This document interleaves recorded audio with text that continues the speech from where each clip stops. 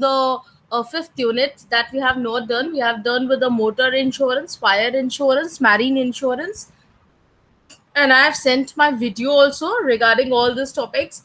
So only one topic that is left in the fifth unit that we will complete it today. And from tomorrow onwards, I'll give the assignment also today to you. I have just made the assignment. Just after the class, within half an hour, I'll send to your group. Okay. So no need to worry for that.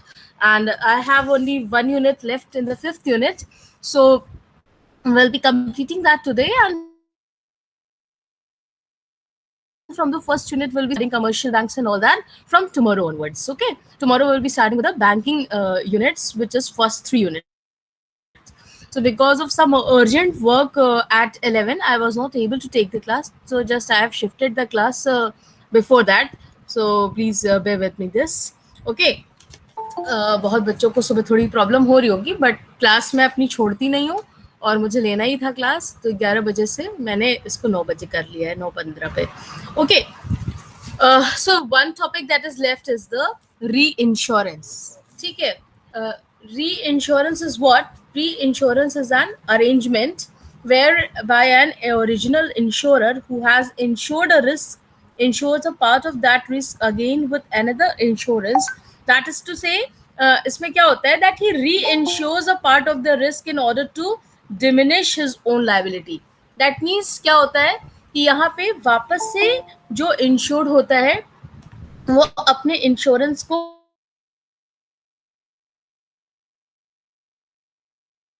करता है with another insurer. एक से तो उसने करा ही लिया, वापस से वो दूसरी बार उस रिस्क को वापस से री इंश्योर करता है in order to diminish his own liability. ठीक है, अपनी लाइबिलिटी को डिमिनिश करने के लिए वापस से ही reinsures against with another insurer. तो हम ऐसे इंश्योरेंस को कहते हैं री इंश्योरेंस. ठीक है, तो इसमें क्या होता है, इसको अगर हम डिफाइन करेंगे कि अगर इंश्योरेंस क्या होता है, insurance is a contract between the insured and insurer, जहाँ पे इंश्योर्ड इज अ पर्सन जो होता है वो इंश्योरेंस करा रहा होता है और इंश्योरर जो होता है वो कर रहा होता है. तो जो आप जानते हैं, बदले में insured is paying the premium and compensating in compensation to that premium what insurance company does. वो क्या करती है कि जब भी कोई आपदा, मुसीबत या हैपनिंग ऑफ द इवेंट अगर इंश्योर्ड के ऊपर आने वाली होती है तो बदले में उसके रिस्क को कंपेंसेट करती है. नॉट ओनली चैरिटी बेसिस, ऐसे नहीं कि वो इसी तरह कंपेंसेट करती है,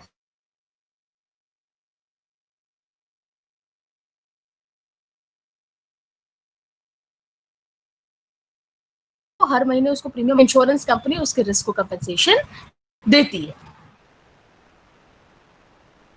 अब ये तो हुआ एक नॉर्मल इंश्योरेंस, जैसे हम बात करते हैं कि बीमा होता क्या है.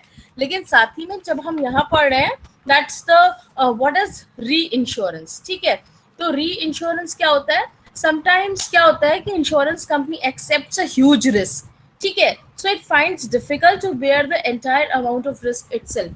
बहुत सारे जैसे कोविड टाइम में ही आप देख लीजिए, बहुत सारे हेल्थ इंश्योरेंस आ रहे हैं, या जब WTO का वर्ल्ड वर्ल्ड ट्रेड सेंटर वाला जो कांड हुआ था, लादेन ने जब अटैक किया था, तब भी कितने लोग उसमें चले गए थे. तो बहुत कभी कभी ऐसा होता है, तो एक संग जो होता है वो कंपनी के ऊपर बहुत ज्यादा ह्यूज रिस्क आ जाती है.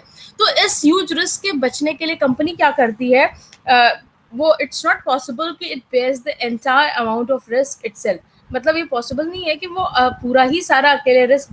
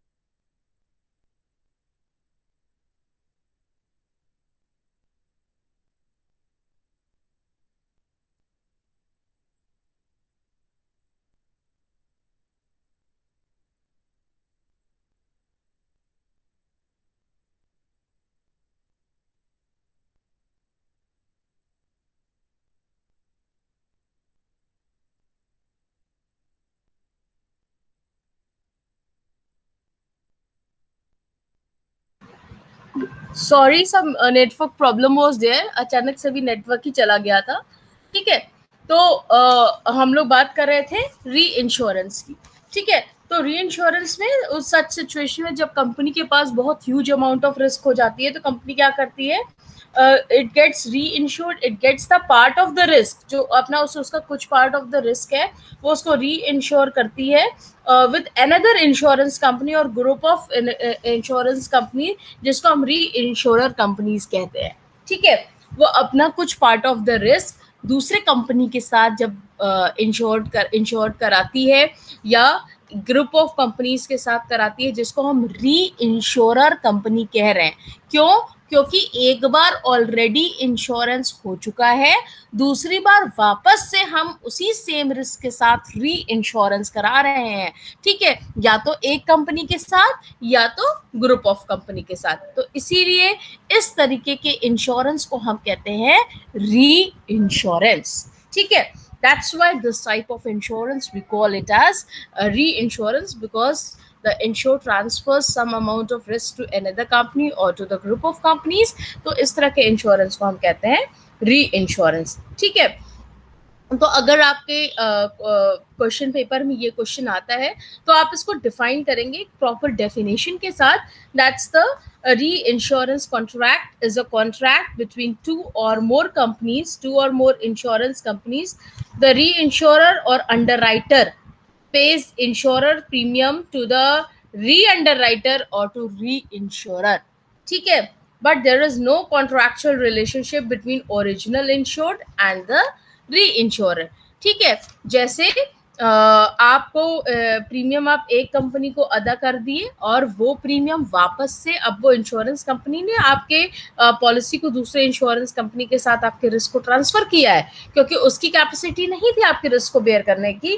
तो आपने तो अपना प्रीमियम इंश्योरेंस कंपनी को एक बार दे दिया, अब वापस से इंश्योरेंस कंपनी उस अपने प्रीमियम को दूसरे कंपनी के साथ वो देगी और वापस से आपका कुछ पार्ट ऑफ द रिस्क अपने पास रखेगी, कुछ पार्ट ऑफ द रिस्क दूसरे कंपनी को वो री इंश्योर करेगी या ट्रांसफर करेगी। तो इसीलिए हम इसको, क्योंकि आपका इंश्योरेंस एक बार एक इंश्योरेंस कंपनी से हो रहा है, वापस वो इंश्योरेंस कंपनी दूसरे इंश्योरेंस कंपनी को करा रही है, इसीलिए इस तरह के इंश्योरेंस को हम कहते हैं री इंश्योरेंस। ठीक है, तो यहाँ पे आपके जो लॉस की लायबिलिटी है वो कहीं ना कहीं दो इंश्योरेंस कंपनी के बीच में डिस्ट्रीब्यूट हो जाती है। ठीक है, जैसे मैरीन इंश्योरेंस के केस में भी ऐसा होता है, फायर इंश्योरेंस के भी केस में ऐसा होता है, जनरल इंश्योरेंस के भी, सारे भी तरीके के इंश्योरेंस के केस में इस तरीके की चीजें होती है। ठीक है, तो आपको कंसेप्ट समझ में आया कि री इंश्योरेंस क्या होता है? कंसेप्ट समझ में आया? व्हाट इज री इंश्योरेंस? बिल्कुल सिंपल सी भाषा में, जब हम एक इंश्योरेंस किसी से करा लिए और वही इंश्योरेंस कंपनी उस रिस्क को बेयर ना करके अब वापस से आपका कुछ पार्ट ऑफ द रिस्क दूसरे इंश्योरेंस कंपनी के साथ इंश्योर करवाती है, तो हम उसको री इंश्योरेंस बोलते हैं। Concept clear? Should we move to the next part? Yes ma'am. Yes ma'am. Okay, ठीक है। Now what is the limit? ठीक है, क्या लिमिट होती है री इंश्योरेंस की? इट यूजुअली जो री इंश्योरेंस होता है एक लिमिट फिक्स करता है which insurer is prepared to lose on risk in a specified class. The limit depends upon the following circumstances.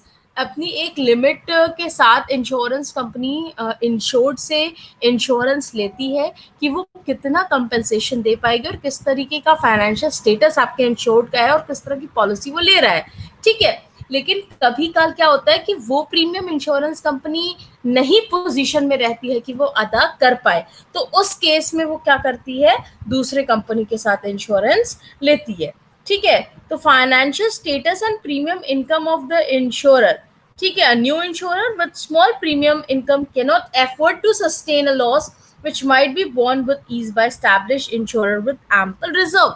कभी कभी क्या होता है, जो इंश्योर्ड होता है उसकी फाइनेंशियल कंडीशन बहुत अच्छी होती है, कोई बड़ा बिजनेसमैन होता है और सडनली उसको कहीं से बहुत अच्छा फायदा हुआ, तो वो चाहता है कि भाई ऐसे तो इनकम टैक्स का रेट बढ़ जाएगा, इनकम टैक्स मुझे जाना होगा, तो why should I not take the exemption from the income tax and get the policy. क्योंकि आप जानते हैं हमेशा LIC या पॉलिसीज पे जो होते हैं they are exempted, they are the अगर under 18 they are the things that are exempted from the income tax. तो अगर आपने इनकम टैक्स ले लिया तो अच्छी खासी आपको टैक्स में छूट मिल जाती है। तो जब कोई इस तरह का बहुत बड़ा फाइनेंशियल स्टेटस का कोई अरबपति होता है तो वो सोचता है यार हम पॉलिसी ले लें, अच्छा खासा हमको एग्जाम्पशन भी मिल जाएगा।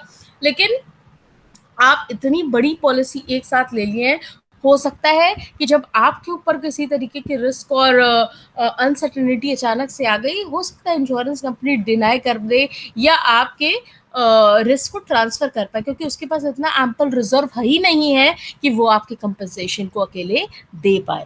तो इस केस में कहीं ना कहीं इंश्योरेंस कंपनी को री इंश्योर कराना होता है आपका रिस्क। ठीक है, अब एडवांटेजेस क्या होते हैं? ठीक है, और ये ऐसा ही नहीं है कि एक इंश्योरेंस कंपनी दूसरी इंश्योरेंस कंपनी को होती है।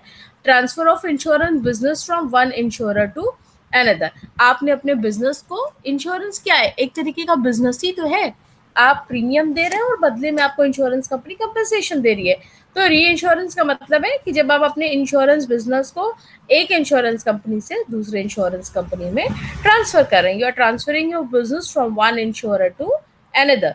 इसी तरीके को हम बोलते हैं री इंश्योरेंस। ठीक है, तो आपकी लिमिट बता दी इसमें मैंने आपको, री इंश्योरेंस बता दिया इसका कंसेप्ट क्या होता है। नाउ इसके एडवांटेजेस क्या होते हैं, क्यों री इंश्योरेंस कराती है इंश्योरेंस कंपनी? क्यों? क्योंकि एडवांटेजेस ये होता है कि the original insurer can accept the risk to the extent of his limit, or in absence of reinsurance, a person desiring a large amount of insurance will have to take number of policies from several insurance।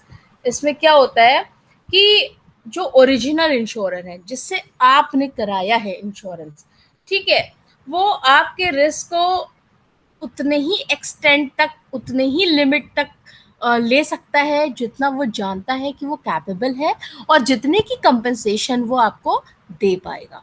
ठीक है, तो आप अगर री insurance contract उसने करा दिया तो आप कहीं ना कहीं इस ऑब्स्टिकल से बच जाते हैं कि एक तरीके की पॉलिसी आप 10 कंपनी से ले रहे हैं, क्योंकि उस कंपनी के पास इतनी लिमिट ही नहीं है कि वो आपके रिस्क को कंपनसेट कर पाए।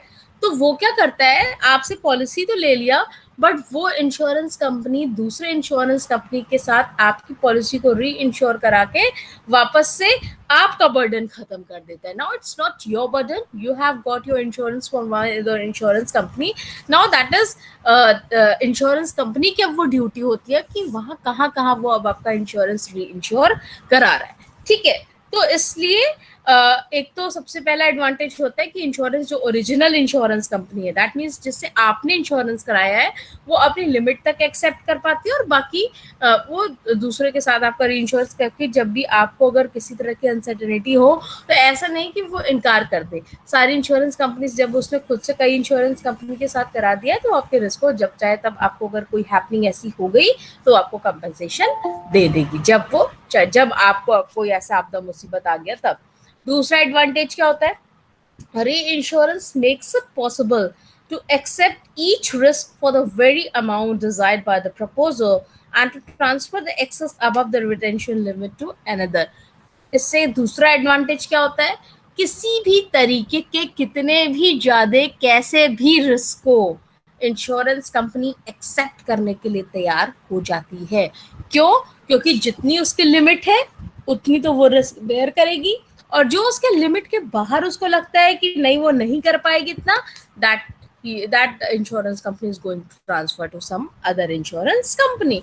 तो इसलिए री इंश्योरेंस एक अच्छा कॉन्ट्रैक्ट है कि जहां पे आप किसी भी तरीके के रिस्क को इंश्योरेंस कंपनी के साथ एग्रीमेंट या कॉन्ट्रैक्ट में एंटर कर सकते हैं। वहां पे ये देखना नहीं है कि हाँ ये रिस्क इंश्योरेंस कंपनी कर पाएगी नहीं, इतना प्रीमियम हम दे रहे हैं, पता नहीं ये हमको इतने पैसे का कंपनसेशन दे पाएगी कि नहीं। तो everything you need not have to worry when the reinsurance contract is there. किसी भी तरीके का कोई भी रिस्क, किसी भी तरीके की कितने भी अमाउंट की policy, always insurance company ready रहती है एक्सेप्ट करने के लिए आपसे। ठीक है, फिर तीसरा, री insurance gives the benefit of the greater stability resulting from a wide spread of business. और डेफिनेटली वो इंश्योर्ड को एक बहुत ही स्टेबल बेनिफिट देती है कि ऐसा नहीं कि वो एंड टाइम में जब आपको पैसे की ज़रूरत है, जब कोई आपदा मुसीबत आपके ऊपर आ गई, तो इंश्योरेंस कंपनी ने हाथ खड़े कर दिया, ठीक है, कि now it's beyond my limit, I can not give. ऐसा नहीं होता है। मान लीजिए एक कंपनी उस समय कुछ प्रॉब्लम में है या कुछ टाइम बाद आपको देगी, लेकिन जब आपका उसने आपके बिजनेस को, आपकी पॉलिसी को वाइड स्प्रेड कर दिया है, दैट मीन कई सारे कंपनीज में उसने आपकी पॉलिसी, आपके रिस्क को ट्रांसफर कर दिया है, तो सारी कंपनी एक संग तो इनकैपेबल नहीं होंगी। कुछ कंपनी अभी तुरंत दे पाएंगी, कुछ कंपनी आपको 2 महीने बाद देंगी, कुछ कंपनी आपको 4 महीने बाद देंगी, बट स्टेबिलिटी जरूर रहेगी इंश्योर्ड के ऊपर कि उसका पैसा मतलब डेफिनेटली मिलेगा हैपनिंग ऑफ द इवेंट।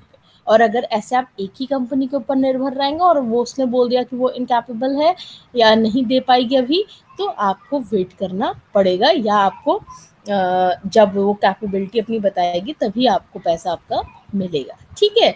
तो इस तरीके से एक अच्छी स्टेबिलिटी भी इंश्योर्ड को री इंश्योरेंस प्रोवाइड करता है। आपको समझ में आ रहा है जो मैं पढ़ा रही हूँ? whether you are understanding what I am teaching? Yes, ma'am. Okay Yes, ma'am. Okay, ठीक है।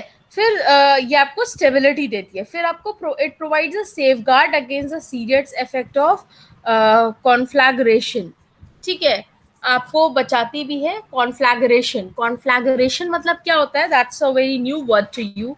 कॉन्फ्लैग्रेशन मतलब जब एक संग किसी बहुत सारे लोगों के पास, जैसे आज का टाइम चल रहा है, ठीक है, बहुत सारे लोगों ने हेल्थ इंश्योरेंस ले रखा होगा, लेकिन आज मान लीजिए साथ ही में सबको जरूरत पड़ रही है, भाई कोविड का टाइम है, सबके घर में सब लोग बीमार पड़ रहे हैं, एक संग सबको जितने जितने भी हेल्थ इंश्योरेंस कराया, भाई कंपनी कितने लोगों को एक साथ देगी? ठीक है, मान लीजिए सारे लोगों के साथ एक साथ कंपनी का तो क्या मतलब है कि भैया, कि हमने आपको पढ़ाया भी था इम्पोर्टेंस में कि ये नंबर ऑफ इंश्योर्ड पर्सन को इंश्योर करती है, क्योंकि जितनी ज्यादा नंबर ऑफ पर्सन इंश्योरेंस के लिए आएंगे उतनी ज्यादा कैपिटल आएगी, और जितनी मतलब प्रीमियम के रूप में, ठीक है, क्योंकि भैया जितने ज्यादा number of insured person will be there, they are going to pay the premium, और जितने ज्यादा लोग प्रीमियम देंगे उतनी ज्यादा कैपिटल होगी, और जितनी ज्यादा कैपिटल होगी, और एक जरूरी भी नहीं कि एक ही आदमी के संग सारा रिस्क सबके साथ एक ही साथ आ जाए, कभी किसी के ऊपर आया कभी किसी के ऊपर आया, तो आराम से इंश्योरेंस कंपनी उस रिस्क को कंपेंसेट कर लेती है। लेकिन कॉन्फ्लैग्रेशन की स्थिति आ गई, सारे लोगों के संग एक ही साथ रिस्क आ गया, तो कहीं ना कहीं एक इंश्योरेंस कंपनी से अगर कई लोगों ने कराया है, तो वो थोड़ी सी पॉसिबल नहीं होगा कि वो सबके रिस्क को एक साथ कंपनसेट, क्योंकि उसके ऊपर एक बड़ा बर्डन आ गया है सारे लोगों को। उसने कभी सोचा नहीं था कि सारे लोगों को साथ आ गया, लेकिन कभी कभी ऐसी पैंडेमिक्स में, इस तरह की स्थिति में, एक बार WTO सेंटर वाला जो कांड हुआ था, उस टाइम भी यही स्थिति थी, ठीक है। तो काफ़ी इंश्योरेंस कंपनी दिवालिया वगैरह हो गई थी या कंपनसेशन मतलब नहीं दे पाई थी, तो इसलिए इस तरह के कॉन्फ्लैग्रेशन की स्थिति से आपको इंश्योरेंस कंपनी बचाती है, अगर सॉरी री इंश्योरेंस बचाता है। क्यों? क्योंकि आपका एक ही इंश्योरेंस कंपनी के पास अब इंश्योरेंस नहीं, आपका रिस्क तो 3-4 इंश्योरेंस कंपनी के पास ट्रांसफर्ड है, means your risk has been transferred to group of insurance company और टू अनदर इंश्योरेंस कंपनी। जैसा आपके इंश्योरेंस कंपनी ने अपने रिस्क को ट्रांसफर, हो सकता है वो 4 कंपनी में ट्रांसफर किया हो सकता है उसने दूसरी कंपनी के साथ सिर्फ 2 कंपनी के बीच में ट्रांसफर किया हो, ठीक है। तो इस तरह के कॉन्फ्लैग्रेशन की स्थिति से आपको प्रिवेंट करता है कहीं ना कहीं री इंश्योरेंस। फिर आपका लास्ट है, reinsurance has the effect of stabilising income and losses over a period of years. That means आपकी इनकम को एक स्टेबलाइज्ड रखता है। दैट मीन्स कि अगर हैपनिंग ऑफ द इवेंट हो गई और 4 से 5 कंपनी से अगर री इंश्योरेंस हुआ है, तो आपको ऐसा टाइम नहीं आएगा कि आपको कोई भी कंपनसेशन नहीं दे रहा है। हो सकता है एक कंपनी कैपेबल नहीं है, दूसरी कंपनी कैपेबल है, तीसरी कंपनी कैपेबल नहीं है, चौथी कंपनी कैपेबल है। दैट मीन्स ऐसा नहीं होगा कि आपके इनकम में बिल्कुल इंस्टेबिलिटी है, कहीं ना कहीं से आपको कुछ ना कुछ आपदा या मुसीबत में कोई पैसा मिलेगा, कोई देगा, ठीक है। तो कहीं आपका जो री इंश्योरेंस है, जो स्टेबलाइजिंग इनकम और लॉसेस को पीरियड ऑफ ईयर्स के साथ स्टेबल रखता है। तो ये सारे बहुत सारे आपके एडवांटेजेस हैं जो री इंश्योरेंस के हैं। फिर इसमें आपका एक और चीज जो बहुत इंपॉर्टेंट है, दैट्स द मेथड, क्या क्या होता है, मेथड ऑफ री इंश्योरेंस। ठीक है, तो सबसे पहला तो आपका होता है शॉपिंग और स्ट्रीट री इंश्योरेंस। ठीक है, तो अंडर दिस मेथड क्या होता है, there is no standing agreement regarding reinsurance of risk from one company by the other, each policy is treated on an individual basis. यहाँ पे reinsurance sought only when the need of reinsurance on a policy arises. ठीक है, मतलब कि ऐसा कोई भी इसमें शॉपिंग और स्ट्रीट री इंश्योरेंस, स्ट्रीट मतलब जब ऐसी ही इसी तरीके से इंश्योरेंस हो गया, किसी तरीके का कोई reinsurance scrutinizes each case on its merit and may accept on any terms and condition, जहाँ पे आपको एक एकदम रिजिडनेस नहीं होती है कि नहीं ये टर्म्स एंड कंडीशंस आपके पास होनी चाहिए तभी हम पॉलिसी लेंगे किसी भी केस में। और एनी टाइम शॉपिंग मतलब होता है ना, शॉपिंग मतलब क्या, जो चीज हमें मन करता है हम कभी भी शॉप कर लेते हैं। तो उसी तरह ये शॉपिंग और स्ट्रीट इंश्योरेंस क्या होता है, जब भी इंश्योरेंस कंपनी को जिससे आपने इंश्योरेंस कराया है, यदि उसको लगता है कि वो आपके रिस्क को इनकैपेबल है अकेले बियर करने में, तो वो जब चाहे तब जिस टर्म्स एंड कंडीशन के साथ चाहे उस टर्म्स एंड कंडीशंस के साथ अपने रिस्क को दूसरे इंश्योरेंस कंपनी के साथ ट्रांसफर कर सकती है, जहां पे बहुत रिजिडनेस नहीं होती है कि आपको यही टर्म्स एंड कंडीशंस बिल्कुल फॉलो करना है एनी टाइम। तो इस तरीके के मेथड को हम कहते हैं शॉपिंग और स्ट्रीट री इंश्योरेंस। ठीक है, इसको हम कहते हैं शॉपिंग और स्ट्रीट री इंश्योरेंस। दूसरा आपका आता है facultative reinsurance. The next method of reinsurance is the, ठीक है, and the next method is the facultative reinsurance. Facultative reinsurance क्या होता है, the essential feature of this method is that each individual risk, समझिए, ठीक है, यहाँ पे क्या होता है, each individual risk is submitted by ceding office to the reinsurer who can accept or decline whatever sums they consider appropriate or decline, मतलब wherever sum they consider appropriate subject to the amount of the acceptance being approved by the ceding office. That means आपको अपना risk, सेडिंग office एक होती है इन लोगों की, जहां पे आप रिस्क के आधार पर, जिनके हिसाब से ये इंश्योरेंस कंपनी प्रीमियम डिसाइड करती है कि किस रिस्क के लिए हम किस हिसाब से प्रीमियम रखें इंश्योर्ड के लिए। ठीक है, तो यहाँ पे क्या होता है फैकल्टेटिव, मतलब कहीं ना कहीं आप जो फैकल्टी है उसके सजेशंस को ले रहे हैं और उसी के हिसाब से वही सेडिंग ऑफिस शायद ये डिसाइड करती है कि वो आपके एक्सेप्ट को रिस्क को एक्सेप्ट करेगी या डिक्लाइन कर देगी। जैसे अभी शॉपिंग के तो केस में क्या था, एक्सेप्ट करना ही करना है, कोई ऐसी टर्म्स एंड कंडीशंस नहीं है। बट फैकल्टेटिव री इंश्योरेंस के केस में क्या मैंने बताया, here the individual risk is submitted by the ceding office to the reinsurer who can accept, चाहे तो वो एक्सेप्ट भी कर ले चाहे तो वो डिक्लाइन भी कर दे कि नहीं वो ये रिस्क एक्सेप्ट नहीं करेगा। ठीक है, दैट इज किस तरीके का अमाउंट होगा, कैसा प्रीमियम होगा, तो उसी के हिसाब से सेडिंग ऑफिस के आधार पर जब हम एक्सेप्ट और डिक्लेनेशन करते हैं रिस्क का, तो ऐसे री इंश्योरेंस को हम कहते हैं फैकल्टेटिव री इंश्योरेंस। इस तरह के री इंश्योरेंस को हम कहते हैं फैकल्टेटिव री इंश्योरेंस। फिर तीसरा आपका जो होता है दैट इज ऑटोमेटिक और ट्रीटी री इंश्योरेंस। ठीक है, तो अंडर दिस मेथड पहले हम लोग पढ़े हैं शॉपिंग और स्ट्रीट री इंश्योरेंस, दूसरा फैकल्टेटिव री इंश्योरेंस, तीसरा आपका है ऑटोमेटिक और ट्रीटी री इंश्योरेंस। ये क्या है, under this method what happens, there is a agreement between the ceding office and a reinsurer office that the amount of insurance on a policy above the retention of the ceding office shall be submitted by it for reinsurance and the same shall be accepted by the reinsurance company. ठीक है, कहने का मतलब कि जैसे ही as soon as the original contract is completed, जैसे ही original contract जो insured और इंश्योरर के बीच में हुआ था जैसे ही वो खत्म होता है, as soon as that's completed, the excess above retention amount becomes automatically reinsured under the agreement.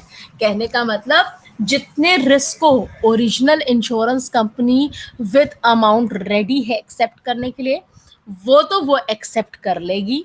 बाकी रिटेन मतलब क्या होता है? बचा हुआ.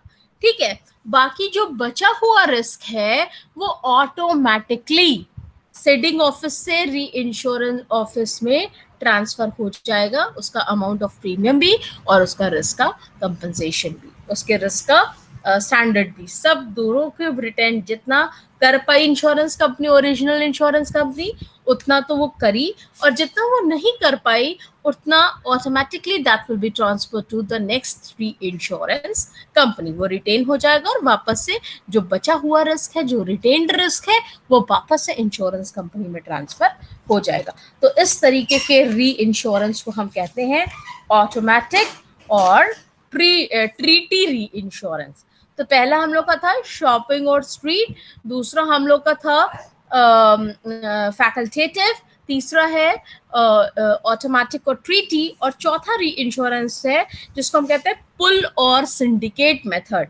ठीक है, so the next topic, next method of the reinsurance, last method is the pool or syndicate method.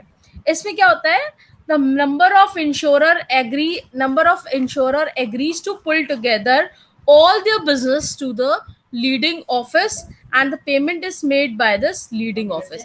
That means जितना number of insurer company है वो सारे लोग एक संग एकत्रित होते हैं, pull together होते हैं, and their business to a leading office and the payments is made by their leading office, or profit of this association is distributed among the insurer according to their share in the business. That means सारे business जितने भी insurance company है, they are collectively they are assembled together, they are pulled together, और automatically वो पुल together होकर leading office के संग एक उनका कॉन्ट्रैक्ट होता है, और जितना जो रिस्क बेयर कर सकता है वो उतना वो रिस्क बेयर कर सकता है, और बेयर करने के बाद वो तुरंत कौन कितना रिस्क लेगा वो अपना डिसाइड कर लेते हैं, किसकी कितनी कैपेबिलिटी है कितने इंश्योरेंस कंपनी की, और प्रॉफिट भी लीडिंग ऑफिस उनका उसी तरीके से डिस्ट्रीब्यूट कर देता है. जो जितना रिस्क लेता है उसको उतना प्रीमियम मिलता है और उसी हिसाब से वो कंपनसेशन देगा, और जिसको नहीं मिलता है वो उस हिसाब से कंपनसेशन देगा. मींस जो जितना ज्यादा रिस्क ले रहा है वो ऑब्वियसली उतना ज्यादा प्रीमियम इंश्योर्ड से लेगा, जो जितना कम रिस्क कैपेबल है लेने का वो उतना कम प्रीमियम इंश्योरेंस से लेगा. ठीक है, तो इस तरह से लीडिंग ऑफिस के संग एक मीटिंग या कॉन्ट्रैक्ट में ये सारी चीजें डिसाइड हो जाती हैं. इसीलिए हम इस मेथड को कहते हैं पुल or syndicate method of the री इंश्योरेंस. समझ में आया आपको? whether you are able to understand what is reinsurance, what is its advantages and what are the methods of reinsurance? Yes ma'am. समझ में आई सारी चीज? Yes, ma'am. Okay. Yes ma'am. Okay. Yes, ma'am. Okay, so this topic we have completed. यही एक topic हमारा भी 5th unit का बचा हुआ था. इस टॉपिक का भी इस टॉपिक को मैंने आज खत्म कर दिया. So tomorrow we will be starting with we have completed with our 3rd and 4th insurance units, and tomorrow we will be starting with the first 3 units that is left, that is related to banking. तो कल हम लोग banking की unit start करेंगे. Okay. Thank you, students. We will meet tomorrow at 11 to 12 at our same time. Thank you, ma'am. Okay. Thank you, ma'am. Thank you.